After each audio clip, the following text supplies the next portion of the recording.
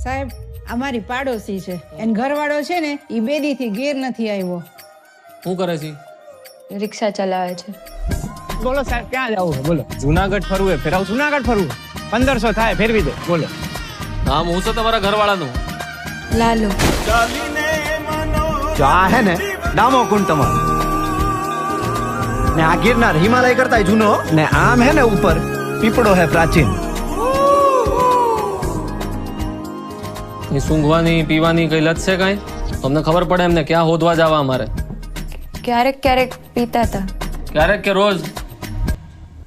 રોજ. નાની રગઝગ થઈ હતી. ફોટો પાડી શકું તમે? હા અહીં ઉભા રહ્યો ને. આયા ઈ રાત પછી પાછા નથી આવ્યા.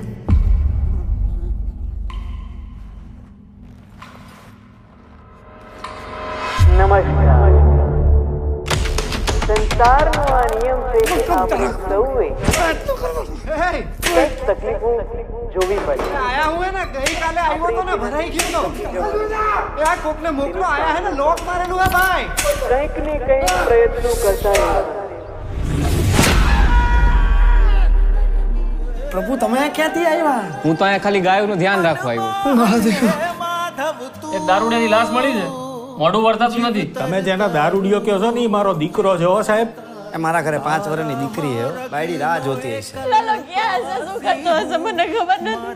કાઢો મને કાઢો કાઢો રે એ કાઢે. અને લાશનું મોઢું બતાવી દે.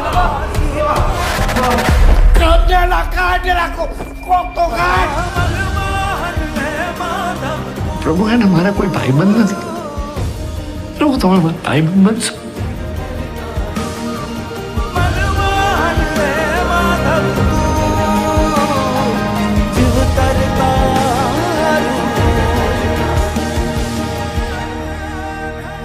તમને ખબર છે એવું કહેવાય છે કે કૃષ્ણ ભગવાન એમના ભક્ત નરસિંહ મહેતા માટે 52 વાર અહીંયા આવ્યા છે જુનાગઢ.